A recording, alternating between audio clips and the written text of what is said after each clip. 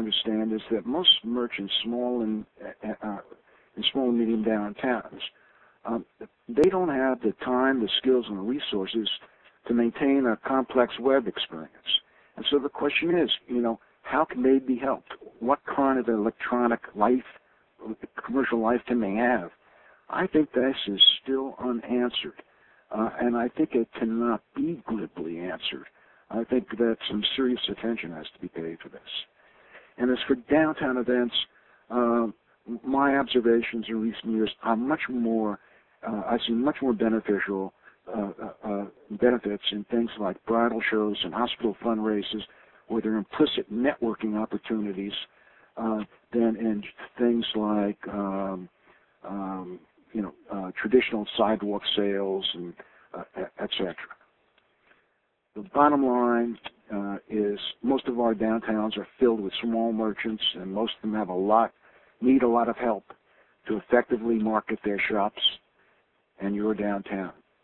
Who's going to help provide that help? Finally,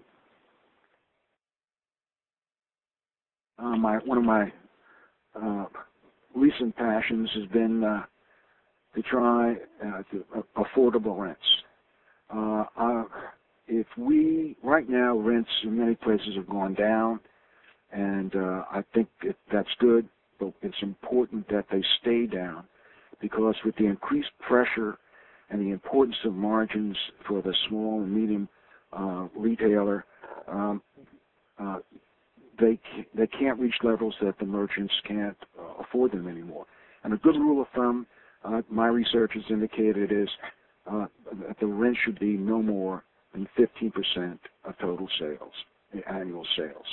And this table shows how much space can be afforded at various rents by retailers making with annual sales of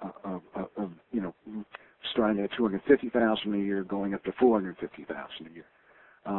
And what you see quite quickly is that once the rents start creeping up, that retailers can't afford very much space. Certainly not enough for them often to do the kind of business that they want to. Well, thank you. I hope I haven't been too long-winded on this. And I thank you again for the opportunity to speak to you, and I look forward to answering your questions. Thank you, David. And I'm sitting here surrounded by the most seasoned downtown professionals in the state of Wisconsin, and looking at their reactions, it's obvious that you are well tuned into consumer behavior and able to tie it into downtown revitalization. The conference is now in talk mode. Everyone on the conference can now be heard.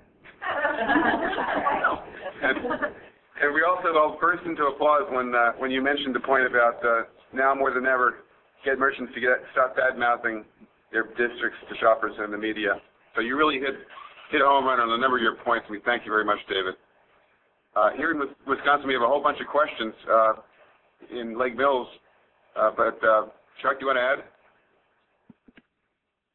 Well, the only thing I might add is obviously you've given us lots to think about, David, and we appreciate that. And your comments, I think, fit well with the theme of this year's webinars, is that we really need to think about the changing environment in which we live and operate and work and have fun downtown. And we need to develop some new strategies. So I would like to open it up for questions around the state. I'm sure there are a few out there. Joe, it sounds like you've opened up the microphones. So we'll just pause to see if there are questions. And I'd also remind people that they can use the Q&A function menu at the top of their screen. If they don't necessarily want to pose a public question verbally over the phone line, they can certainly type in their question, and David will see that and be available to respond. So let's pause and see if there's questions from around the state. Chuck, if it's okay, I'm going to jump in, and I have about 10 or 12 questions here in Lake Mills. All right, go. Start these, and David, maybe keep your answers real short if you could. The first one is, how do you get downtown merchants to stop bad-mouthing districts? Well, you'd be surprised how sometimes they don't know what they're doing. and simply calling them on it, and even better than the manager doing it is to have another merchant call them on it. And I think that's a good way to start. Good place to start. Thanks, David. Let's open it up to around the stage other questions, and we'll fill in here from Lake Mills as well. You're calling from Monroe, Wisconsin. Go ahead. Okay. How about store hours? The concern for we have just done a new streetscape. The square is beautiful, and it's always been a great attraction, and now even looks better. But we need to be able to pull traffic from a larger area, perhaps, so that we can accommodate some of these things that have been shared with us today. However, one of the things that we run into in doing some of our questioning of people in the area is that the time they can shop is on the weekends. That is an issue that is difficult to address. You can't get many retailers to agree that that perhaps is as important as others believe it to be, and it's a journey that I have been on for some time, but continue to see the independence of individual merchants sometimes not finding enough cooperation to really create a pattern that says we are open for business. Well, I hate, you've really got a sore point here that's been long-standing. Most merchants want to have a family life, and so they want to be home at 7 o'clock to have dinner, etc. And yet, the survey work that we've shown is basically runs that comparison shopping. 50% is done on Saturday and Sunday, and then 30% is done midweek, weekdays after 5. That means about 20% is done Monday to Friday from 9 to 5. Now, when would you be open? But if you, and that's in my part of the country. I don't know what it is in yours, but you can do a little survey work and find out. But if you show that to a lot of merchants, they say they are not interested as much in the extra income as they are in the time with their family. And it's a tough sell unless you have some kind of raptor retailer, a guy who really wants to grow and etc. I don't know how you can. I don't know how you convince somebody like that. Frankly, that's one of the advantages of having chain stores sometimes, because they, by standard operating procedure, they usually stay open into the night. Then sometimes some of the independents will stay open as well. But boy, this is a tough nut, and I haven't got an easy answer to it at all. First, would you share those percentages again for me? 50% were Saturday and Sunday. Yeah, this is and 30%, about 30%, 28-30% after 5, Monday through Friday. Thank you. David, another question from Lake Mills, and this ties into your home and hearth niche that you oftentimes talk about. The question is, how long will the furniture industry continue to fall? Are we recycling furniture, and when do we start to buy? Wisconsin has been slammed. What have we done to fill these large vacant furniture store spaces? Yeah, I'm not that smart or that good to know when precisely that's going to come down.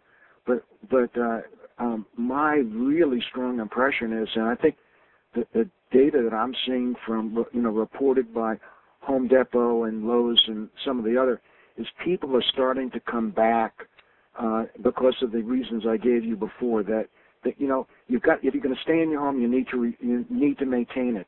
Then if your kids are growing up and you're not going to get a new home, the daughter needs a separate room from the son, and they're starting to remodel. And then the wife or the food preparer in the household wants an updated kitchen, and it might not be the Taj Mahal kitchen with zero, really high-end appliances anymore, but it'll be upgraded. And I think that has already started, and things are starting to come back. Furniture, I don't know what's going to happen on that, when that's going to kick in, but I think that will happen again it's going to happen, but I don't know when. Next question.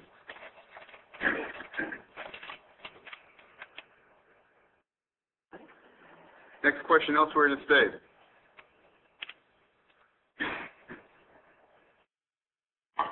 Okay, Lake Mills will jump in again. Why are sneaky necessities rising so dramatically? What can we do about it? Hey, if I knew that, I would be down in Washington, and I would be secretary of some department down there. Another question.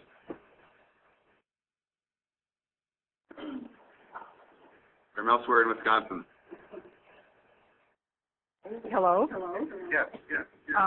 This is I'm from Rhinelander. One moment. And going back to your comments on the hours for weekends, I'm a retailer, bookstore owner, and I've stayed open for 15 years in the evenings from 5:30 until 8, and sometimes I've had only one customer, maybe two. On Sundays, I would stay open from 10 until 4. I might have one or two customers. I can't afford that. Well, that's what I said. That I was reporting on survey data from my part of the country, and I suggested that you have to look in your part of the country. That habits like that can vary, and so I can't say that's going to be the case in Wisconsin, in Wisconsin or in parts of Wisconsin. So I hear you. I mean, I can understand what you're saying. This is Beverly in Washburn County in Sooner, and there was some discussion here that there needs to be a critical mass of businesses open those extended hours, though. That if it's one or two, it isn't enough to get people feeling that the downtown is open later. Yeah, I think that's true, but often if you have a couple of businesses open close to a popular restaurants, or you have that, this is one of the advantages of later is that the restaurants also bring in the customer stream as well. I would count the restaurants in there among the operations to give you that critical mass. And often, you don't need as many as you think to have a presence that people think of, well, there's some, a reason to go down there.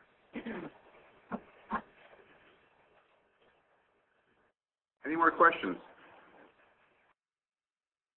I'll throw another one from Lake Mills if I can then, and this is a question dealing with rents, and I may need some help from whoever asked me this question about $5 to $8 per square foot. And who in the room asked that question?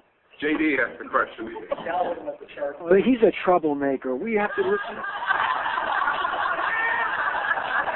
It's a pain in the neck. JD, can you explain your question? He's got New York rents up there. Yeah. Oh. Okay. JD was just saying that some of our rents are $5 to $8 per square foot. Pardon? I can't hear you, Bill. JD was saying that some of our rents in Wisconsin are $5 to $8 per square foot. Well, then you have then you may not have an affordable rent problem. I don't know also what your retailers consider to be a decent sales kind of acceptable figure. In my neck of the woods, 300, 350 retailers are figuring they're doing pretty good. Maybe in your neck of the woods it's the same, or maybe it's less. The whole thing is a relationship between, what they really can afford. David? Yeah.